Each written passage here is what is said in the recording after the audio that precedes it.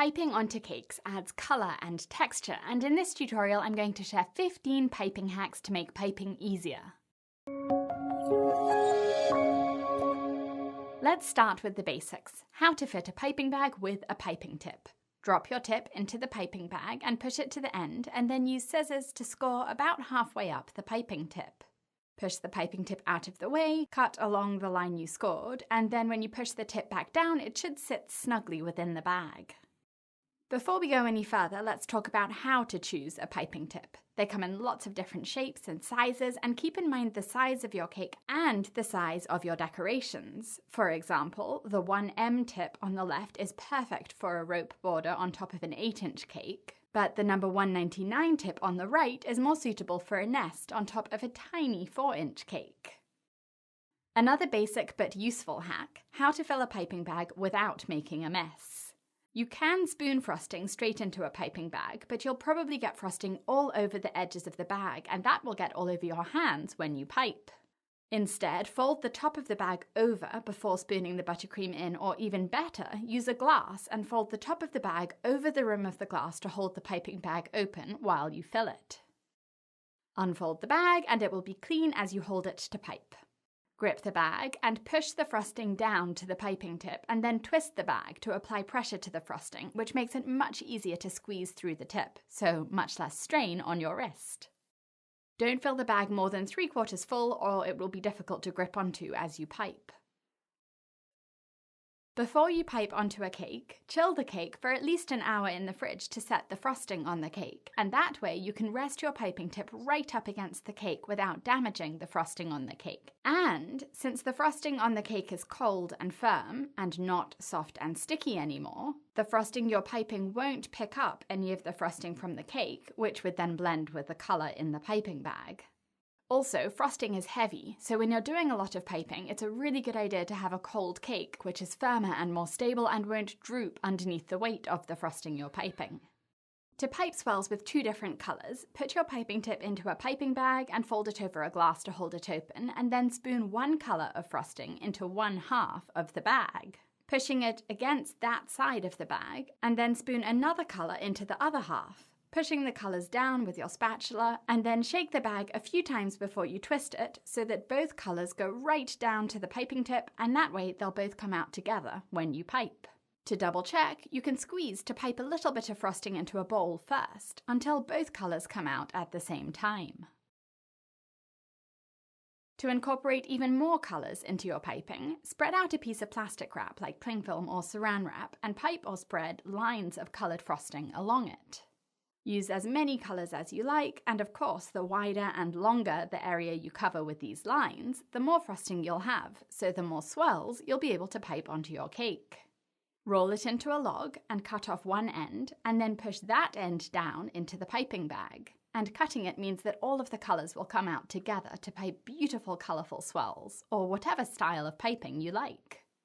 Couplers are another way to effortlessly create designs with lots of colours or textures, or both.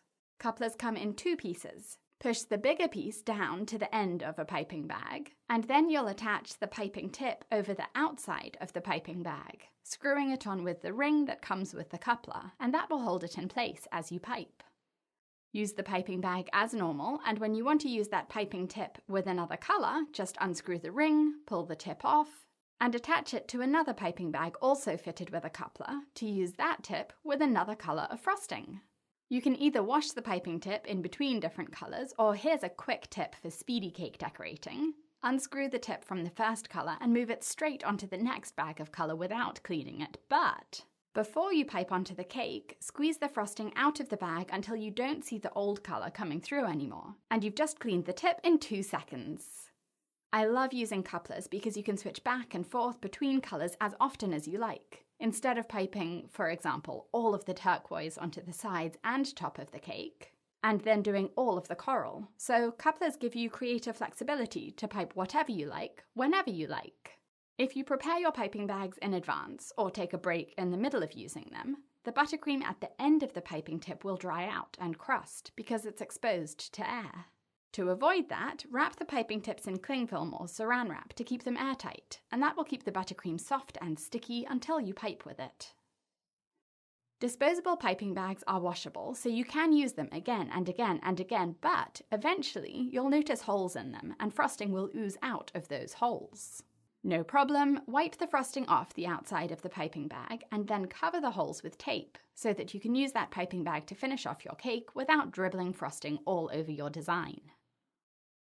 If you run out of frosting while you're piping, you can refill the piping bag, but you're likely to trap a pocket of air in between the old frosting and the new frosting. Before you use the refilled bag, squeeze that last little bit of old frosting out of the bag until you hear a burp. Let's see that again closely. You're looking for a little explosion of air, and you want that to happen in a bowl, not onto the beautiful piping on your cake. You don't have to use piping tips for piping, and I'll show you two alternatives now. Fill a piping bag with no piping tip if the texture of your piping doesn't matter. For example, to apply the filling and frosting onto a cake. Piping it on instead of spreading it is much quicker, and you won't pull crumbs off the cake if you pipe it and then spread and smooth it. So your frosting will be beautifully crumb-free. You can even pipe without a piping tip or a piping bag by using Ziploc bags or sandwich bags instead. Squeeze the frosting down and cut a tiny piece off one corner to pipe through. These bags are perfect if you want to use lots of colours but don't have lots of piping bags. And if you only want to pipe lines or dots, so you don't need the shapes that are cut out of the ends of piping tips. You can create surprisingly intricate designs by piping with Ziploc bags. Let's talk about leftovers. You'll almost always have leftover frosting in your piping bags or Ziploc bags. You can refrigerate it for 2 weeks or freeze it for 2 months before using it on another cake. Just let it come to room temperature first, and then squeeze it into a piping bag and voila, reusable for another cake design. I hope these hacks are useful. I break down hundreds of cake decorating techniques on my cake school so that they're clear and easy to follow step by step with close-up video instructions and explanations of what can go wrong and how to fix it. You can take individual courses or join my Club Plus for access to all of my mini courses, master courses, and live workshops. Click up here in the top of the screen to visit my cake school or go to britishgirlbakes.com. Thank you for watching.